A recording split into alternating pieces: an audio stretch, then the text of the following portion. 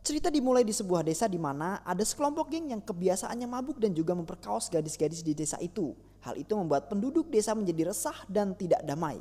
Geng tersebut tidak bisa dibubarkan ataupun dipenjara karena ketua geng tersebut yang bernama Santo adalah adik dari seorang DPR. Sehingga suatu hari ada seorang ayah dan gadis yang melapor ke kantor polisi karena anak gadisnya telah diperkaos oleh Santo. Tetapi bukannya mengurus laporan itu, polisi malah berkata jika ia tidak ada wewenang untuk mengusut laporan ini. Mendengar hal itu, si ayah korban sangat kecewa dengan kepolisian. Walaupun ia mencoba melapor ke kantor polisi yang lain, tetap saja ia tidak mendapat respon yang baik.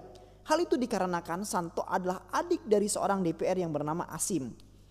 Di mana saat ini ia sedang berkampanye untuk pemilu yang akan datang. Santo pun ikut berpartisipasi dalam kampanye tersebut. Dan malangnya Santi seorang gadis yang tengah lewat dipaksa berhenti dan mereka perkaos secara bergilir tanpa kenal ampun.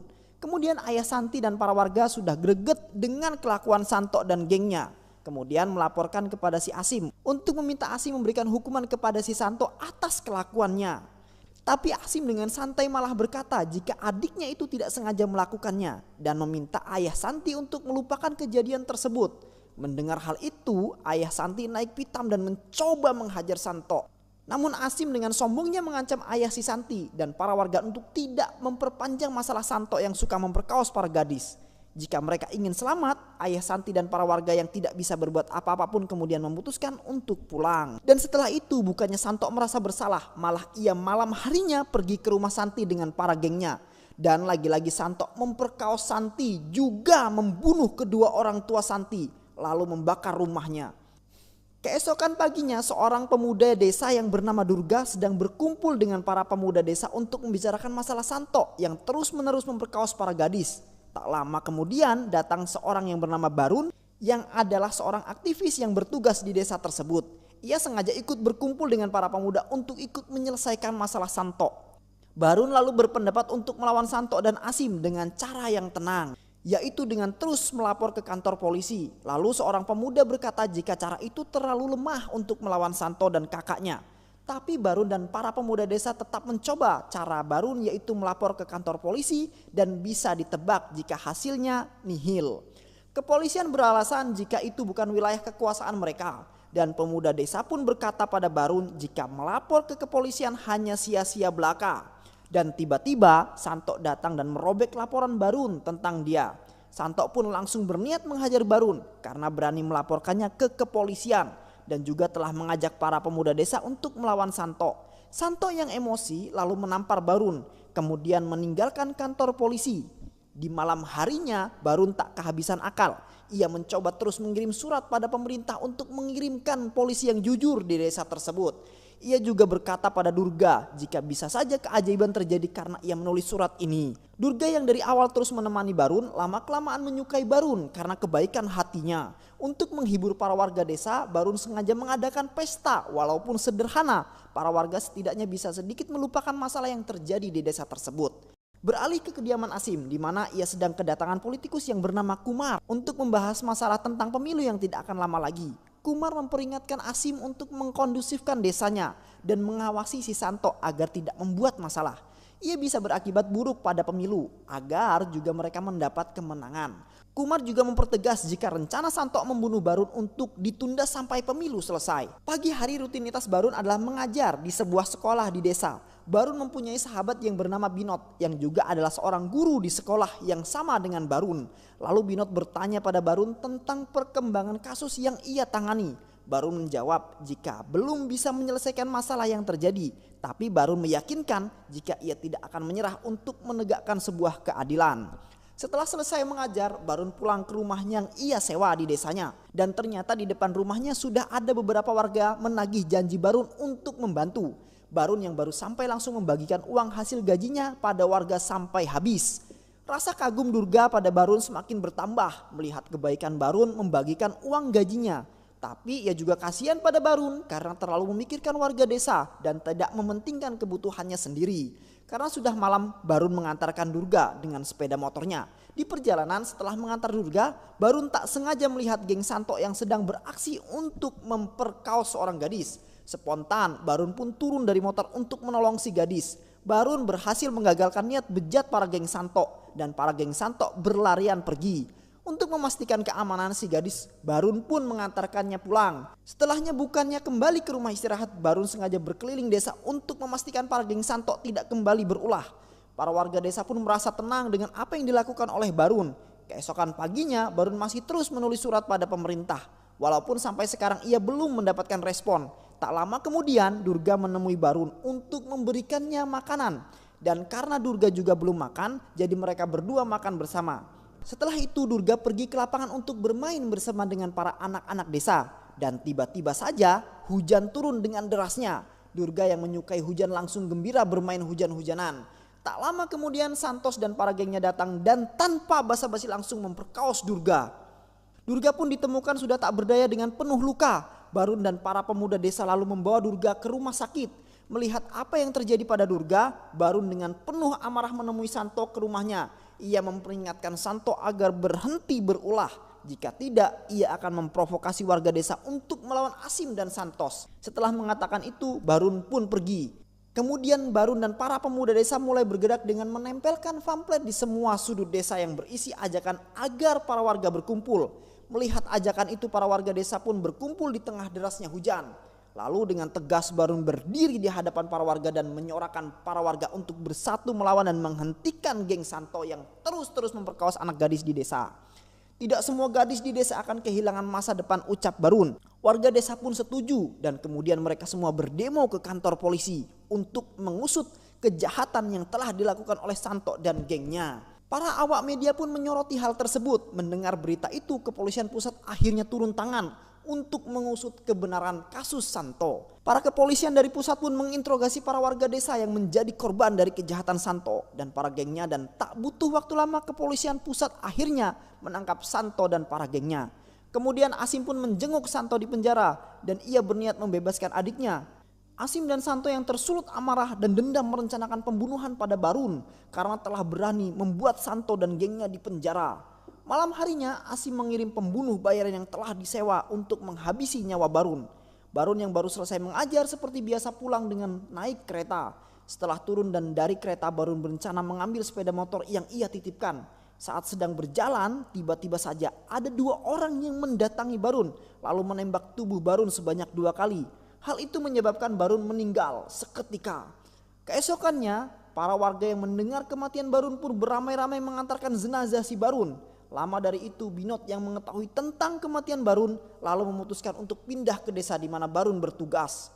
Sesampainya di desa, Binot bertemu dengan salah satu warga di mana anaknya menjadi salah satu korban Santos dan para gengnya.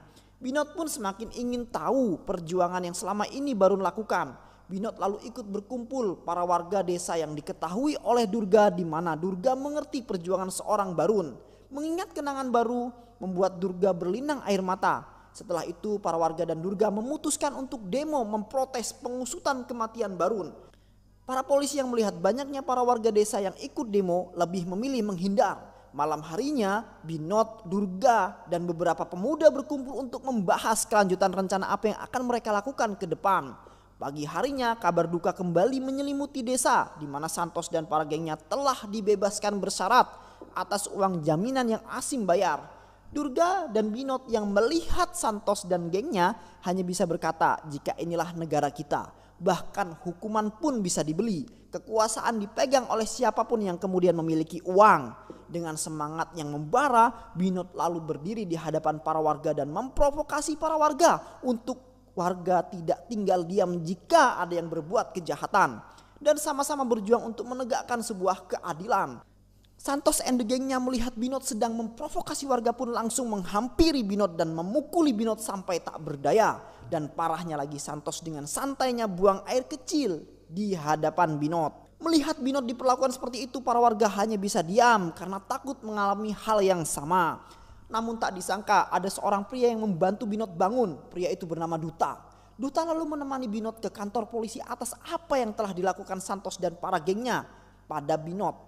Di 3 kantor polisi yang berbeda, laporan Binot tidak direspon dengan alasan kepolisian di sana tidak punya wewenang untuk menangkap Santos dan gengnya. Duta yang mendengar hal itu dengan marah menghajar para polisi itu dengan menegaskan jika mulai hari ini dia yang akan memimpin kepolisian di 3 wilayah itu. Setelah para warga menemui Duta untuk melaporkan kasus pemerkosaan yang dilakukan oleh Santos dan gengnya, lalu datanglah Durga dan Binod yang meminta Duta untuk menyelidiki kematian Barun. Namun Duta mengatakan jika itu bukanlah hal-hal yang mudah, apalagi ia hanyalah polisi yang ditugaskan dan mempunyai atasan yang harus dipatuhi. Mendengarnya, Binod dan Durga pun merasa sedih. Tapi Binod tak putus asa. Ia mencoba pergi ke kota dan menemui beberapa stasiun berita untuk mengangkat cerita Barun sebagai pejuang keadilan. Namun semua stasiun berita itu menolak jika mengangkat cerita seorang aktivis biasa tidak bisa membuat berita yang mereka jual naik. Dengan rasa penuh kecewa, Binod pun kembali ke desa, berpindah di kediaman Asim dan Santos, di mana Duta yang datang ke rumah mereka untuk minum dan mengobrol bersama. Lalu tiba-tiba Duta bertanya kepada Asim dan Santos apa alasan mereka membunuh Barun. Namun dengan muka tanpa dosa, Asim dan Santos mengatakan mereka tidak terlibat sedikit pun atas kematian Barun. Mendengarnya, Duta berpura-pura percaya dengan Santos dan Asim, padahal Duta telah tahu yang sebenarnya.